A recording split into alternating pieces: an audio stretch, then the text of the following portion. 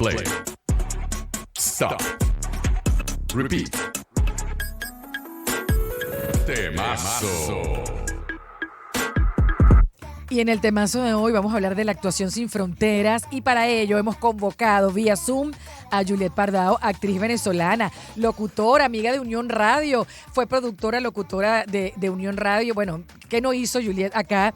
Y bueno, también trabajó como actriz en teatro en nuestro país y en telenovelas. Hizo, por supuesto, la afamada Papita Manito Stone y se fue a probar suerte en Colombia y resulta que es una de las actrices favoritas de El Hermano País. Ha hecho un montón de telenovelas y es famosísima porque la acabo de ver en enero y para donde iba le pedían una foto y un autógrafo. Yo me quedé loca, Para arriba y Juliet. para abajo. Dice, no, esa amiga mía, vale. ¿Cómo te va? Hola, ¿cómo están? ¿Qué hubo, Muchas gracias por la parce, qué? invitación. ¿Cómo están, parceros? Muy bien, bueno, acá contentos de poder conversar contigo y para hablar de cómo fue para ti lograr lo que has logrado fuera de Venezuela y conquistar un mercado, digamos, tan importante como el colombiano. Ay, pero qué bonita eres tú. Un mercado difícil, Sí. porque las anécdotas de la cantidad de venezolanos que han ido a trabajar allá, yo siempre he dicho que la cadena de farmacias venezolana que lo logró allá es un caso de estudio importante porque es un mercado sumamente difícil. A mí cuando me han llevado a hacer asesorías a Colombia, yo hago dramatizaciones con gerentes, etcétera, y siempre buscan un actor local porque dicen, no, ya que el instructor sea venezolano ya es mucho. No. Tenemos que meter personal colombiano porque si no hay una resistencia No, pero digo que tú venciste. Digo que es un mercado importante, aparte de difícil, Luisaño, porque se convirtió como en el centro de las producciones para Latinoamérica. Venezuela fue pionero, luego México, yo creo que ahora es Colombia. Migraron muchísimos Sí, ¿no? guionistas también. Quien produce para Latinoamérica y además tiene una calidad de actores de gran nivel. Entonces, para que Juliet haya conquistado ese mercado, imagínate lo buena que es. Bueno, muchas gracias a ambos. Yo creo que es un mix. Ahorita se distribuye como entre México y Colombia. Están ambos países produciendo un montón y coproduciendo con otros países de habla hispana. Entonces eso también como que ha diversificado el mercado, pero sí hay una cosa que lo decía el profe Briseño ahorita, y es que siempre hace falta como sentir el acento local. De hecho, el momento en el que yo empiezo a sentir que mi carrera empieza a avanzar acá es cuando yo empiezo a modificar mi acento y a de pronto no escucharme tan venezolana, no porque nadie me lo pidiera, que eso siempre me lo han preguntado, como, pero te lo exigieron, pero en Venezuela no se le exigía a los actores colombianos cambiar su acento. No fue que nadie me lo exigió, sino que yo empecé a sentir que así fluían las cosas más rápido y creo que no me equivoqué. O sea, ya luego cuando vences esa resistencia, que puede ser simplemente una prevención a lo desconocido, no tiene que ser un rechazo necesariamente, vences eso y ya ni siquiera importa de dónde eres, ni a qué vienes, ni ¿me entiendes? Pero sí al principio había una necesidad como de integrarse y hablar el mismo lenguaje, entendamos como el mismo lenguaje. Claro, porque es que un acento, la gente hace esa crítica honestamente desde la ignorancia, porque es creer que un acento es una capitulación de tu propia identidad. Y cuando uno se pone a ver todos los actores de Hollywood que venían de lejos, el único que logró, y es porque no podía hacerlo de otra manera, mantener su acento de donde venía, es Arnold Schwarzenegger, y es un caso de estudio en fonética. Es decir, cómo el tipo, pero era porque era parte de una personalidad completa, Ay, que era la persona que que él esos proyectó. músculos, ¿quién lo iba a tener? Nadie, esa papa. Exacto, y además que era como un conjunto, pero todos los actores que tú no te puedes imaginar que han modificado sus acentos. El actor que hizo en Django Desencadenado a Schultz, que es un tipo que habla italiano, francés, alemán, tal. Él preguntó claramente a Tarantino cómo quieres que sea mi acento inglés, como si fuera un alemán que había aprendido inglés de Inglaterra, Es maravilloso, o como un alemán que quiere hablar. Porque Increíble. se entiende que es un sonido que tiene que ver con la principal audiencia a la que tú te quieres dirigir, que en ese caso es la colombiana. No, y siento que los hispanos sí tenemos mayor resistencia a ese tipo de cosas, por alguna razón, porque mira, nadie se pregunta por qué Barbie la hace Margot Robbie, ¿me entiendes? Y por qué no lo hace una gringa. Sí, ella es australiana, hizo Exacto. carrera allá, no pasa nada, nadie se lo pregunta. En Iberoamérica, si tú vas a hacer, no sé, Cantinflas, antes de llegar a ese actor español que lo interpretó, casteó todo México, porque la intención era que fuera mexicano. no se logró, pero casi siempre se pasa por el tema de, no, es que cómo va a ser que Cantinflas o que Alejandra Guzmán o que Juan Gabriel lo haga una persona que no es de acá. Y Exacto. resulta que yo he entendido, sobre todo con mi experiencia como inmigrante, que tenemos que dejar de pensar que el acento nos define nuestro comportamiento como ciudadanos de ese país. A mí me alegra muchísimo y me satisface la cantidad de veces que me han dicho, oye, yo nunca había conocido un venezolano, una venezolana, no había tenido oportunidad de trabajar con nadie de Venezuela y qué gusto. O, oye, qué chévere trabajar contigo, o vamos a repetir, ¿sabes? Eso siento que dejé a mi país en alto. Claro. Independientemente de que yo haya hablado como haya hablado y haya utilizado las herramientas que haya necesitado utilizar. Pero es que Saber inclusive que le cambié la percepción. y dentro de Colombia tú te los has encontrado. Hay actores que tienen acento Claro, costeño que cuando les piden que hagan acento del centro de Bogotá, neogranadino, etcétera, te hacen, pero te hacen tu rulo, pero perfecto. Y no tienen Se ningún adaptan problema a eso, en, claro. claro, porque se trata además, es que además estamos hablando de algo muy divertido, porque, a ver, si tú eres un gerente de una compañía transnacional y te trasladaste a Colombia y empezaste a hablar con el acento, uno podría decir bueno, pero tú estás actuando algo, pero es que en tu caso tú estás actuando. ¿Cómo no vas a adaptar las formas fonéticas del lugar donde estás? Pero además de eso, del estilo de producción, de cómo trabaja el colombiano, ¿qué aprendiste? ¿Qué cosas te exigieron adaptación a cómo hacíamos y hacemos nosotros las cosas aquí? creo que lo que más me puso a pensar, porque era muy diferente, era el proceso de casting. Ujú. En Venezuela yo debo decir que hice dos castings, que fue uno para Papita Manito Stone y uno para la primera novela que hice en Venevisión. Y de ahí en adelante como que esa figura no volvió a aparecer. Entonces, porque ya trabajas con un equipo de gente y esa misma gente te vuelve a llamar y ta, ta, ta. Aquí siempre tienes que hacer casting. Aquí siempre, mira, pase lo que pase. Yo, bueno, empezando por mi novio que actúa desde chiquito acá y al día de hoy sigue haciendo casting, ¿sabes? Es obligatorio. ¿Y eso, Sí, eso qué se debe? ¿Crees que es un tamaño de mercado mucho mayor? ¿Hay un pool de actores mucho más grande yo de dónde creo que escoger? puede ser el tema de mercado. Yo creo que puede ser el tema de mercado. Ahorita, como te digo, como ahí entonces vienen a hacer series de México, que Claro. sí, que chévere tener actores conocidos de Colombia, pero bueno, vamos a ver más. Entonces miran un montón de opciones. Aquí también pasa que entonces se traen el crew de actores de México o de donde sean y meten uno que otro personaje del reparto local. Entonces sí creo que por eso el tema de los castings es diferente. Ok. Y eso fue al principio como rarísimo porque yo decía, bueno, ¿y cómo Claro. hago para que me casteen? Porque no es fácil. Sí. Y en tu caso, ¿cuánto tiempo llevas viviendo en Colombia y tuviste que de pronto tomar clases de actuación? O sea, como entender un poco cómo es la movida actoral en Colombia. ¿Cómo fue esa llegada, ese principio para ti, ese inicio? Bueno, yo veía mucho producto colombiano, eso ayuda un montón. Entonces ya tienes claro como el tono de la actuación que sí es súper diferente. Hay maravillosos actores en todos los países de Latinoamérica y de Iberoamérica, pero sí es cierto que las maneras cambian. O sea, del tono de la comedia argentina al tono de la comedia española. Puede haber ciertos puntos de encuentro, pero sí, las formas cambian, el volumen en el que hablamos es diferente, los venezolanos hablamos más duro. Sí. Entonces, el tema de empezar a adaptarte, claro, también porque uno primero quiere entender el acento bogotano. Ujú. Luego sí, por ejemplo, en la costa hablan muy parecido a nosotros los venezolanos. Los paisas también tienen su volumen para hablar y eso ya lo vas entendiendo con el tiempo, pero en principio es acento de la capital, acento bogotano. Y sus, quizás no gesticulan tanto como nosotros, todo ese tipo de cosas lo tienes que ir viendo. Ujú. Yo tenía una tarea adelantada porque lo que te digo, veía muchas telenovelas colombianas, entonces ya había entendido muchas cosas, pero luego acá entonces tomé talleres de clown, talleres de construcción de personaje con grupos de teatro que fueran chéveres, que yo dijera, bueno, yo quisiera algún día estar en este grupo de teatro. Uno de ellos se llama La Maldita Vanidad, es uno de los grupos de teatro más chéveres que hay acá. Y con ellos estuve un tiempo también entrenándome. Entonces, yo creo que la observación es clave. No hay como un misterio académico alrededor, sino observar y entender el entorno donde te estás desenvolviendo. Y adaptarte. Sí.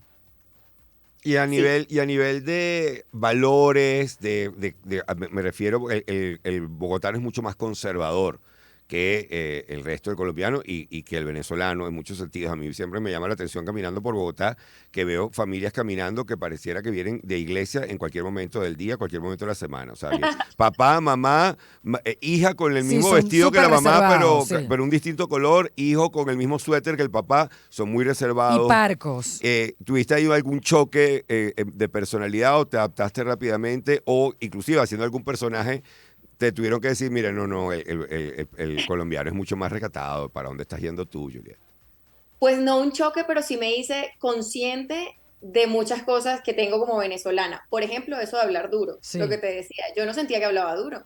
Entonces ya fue hasta la tercera experiencia en donde le dije a alguien, mira, por favor, y el tono del por favor de pronto les parecía que estabas brava. Y era como, Ah. pero te molestaste, algo te incomodó. Y yo, no, yo hablo así. Claro, me di cuenta que hablaba duro, que de pronto hablaba muy seria, quizás, y se sentía como regañado. Ajá, ajá. Uno no dimensiona eso porque cuando todo el mundo lo hace igual, pues no pasa nada, pero cuando alguien te hace caer en cuenta, pues ya, y es muy divertido. Yo sentía que no teníamos tanto acento, por ejemplo, que los venezolanos éramos muy neutrales y es totalmente falso. No, para nada. No, y lo peor es que Sí, nos ponemos bravos cuando hacen nuestro acento caribeño. Es decir, cuando hacen nuestro acento, y uno dice, yo no hablo cubano, yo no hablo dominicano, Eso. hablas caribeño, hermano. Me estás metiendo una J al final. Y nos comemos las te heces. comes estás aspirando las S, no te caigas, y ¿Y casi para está- dónde ¿Y vamos? para dónde vamos, por ejemplo? Pero es muy divertido caer en cuenta de, no, yo no tengo acento. No, claro que no. no, y te lo juro, yo iba entregada que súper neutra, o sea, sí, me van a preguntar si no soy de acá porque sí se siente que de pronto no soy de Bogotá, pero paso por colombiana de alguna región de Colombia y era como, no, ni Que- siquiera como costeña, que No, es, cariño. Que es No. lo más tiene nada de cercano. relación, Ahora porque estás, ¿en qué telenovela estás ahora, Juliet? La tía Allison, o esa ya terminó. al aire. Esa La terminamos de grabar, pero sigue al aire. sigue al aire. Estamos al aire por RCN. ¿Y cómo te ha ido con esta telenovela? Porque sé que hasta que La Plata nos separe ha sido como un gran éxito para ti porque la gente reconoce mucho el personaje que hiciste en esta producción. Ese proyecto hace parte del fenómeno de las plataformas, ¿no? Tuvo un rating como tranqui al aire en televisión abierta y cuando lo subieron a Netflix fue la locura. Además, uno pensaría que un producto tan local, bueno, costaría que de pronto en España lo entendieran o Se así, volviera porque sí global. hay muchas palabras de aquí, hay muchas también referencias populares y te puedo decir que España es de los países que más la ha visto. O sea, España y Argentina que me sorprendió también porque ese es otro mercado bien difícil de conquistar y que apoya mucho lo suyo, pues. Entonces, vernos en el primer lugar en Netflix Argentina y Netflix España fue una gran Y, sorpresa, y la sobre relación de todo esos porque ya públicos, íbamos, la relación de esos perdón, públicos es como la venezolana, que te paran en la calle como si te conocieran de toda la Sí, vida. sí, sí. O son más recatados. No, ya va, que yo lo vi, que yo lo viví, que yo me encontré con Juliet y yo decía, ay, pero qué orgullo, que nos podemos tomar una foto. Me encanta ese personaje, la agarraban en la calle así con emoción, ¿no? A pesar de muchos ser bogotanos y serios. fue muy lindo porque además eso es un remake, que era, a mí eso me tenía como, ay, Dios mío, muy estresada porque esa novela fue un boom en su momento aquí y el personaje que yo hice puntualmente se llevó todos los aplausos en su momento. ¿Y tú te Eh, inspiraste en el personaje o dijiste voy a hacerlo distinto? Tu versión. ¿Qué yo no hiciste? la quise ver. O sea, Sabia tuve el decisión. dilema 3 días así, ¿qué hago? ¿La veo o no la veo? Además porque trabajé con la actriz que lo hizo en otro proyecto y dije, tengo la posibilidad de escribirle, llamarle y decirle, bueno, ven acá, ¿qué hacemos? Trabajémoslo juntas, incluso.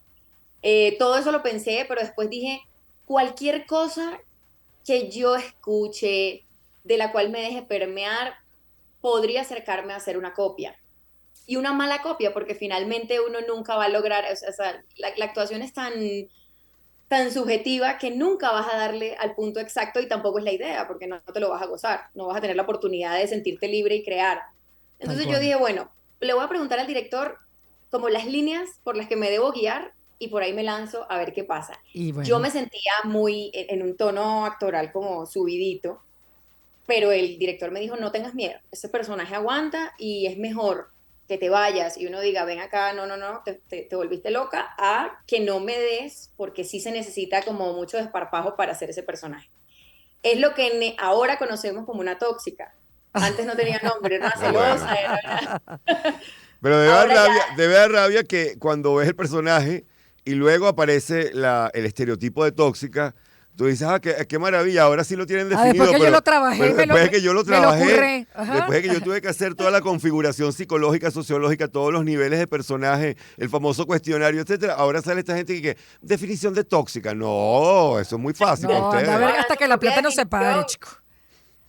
No, y fue muy divertido hacer ese personaje, la verdad, porque obviamente, lo que te digo, es una novela que se adaptó y entonces no es lo mismo una celosa de aquella época que una celosa hoy en día que tiene todas esas herramientas de redes sociales, Claro. de todas esas posibilidades de estoqueo. Fue muy sabroso de hacer y una que otra experiencia personal ahí metida que yo le decía al director, ¿y si hacemos que le reviso, que le... Y entonces el director decía, no, pero siento que hay FBI. aquí de ti.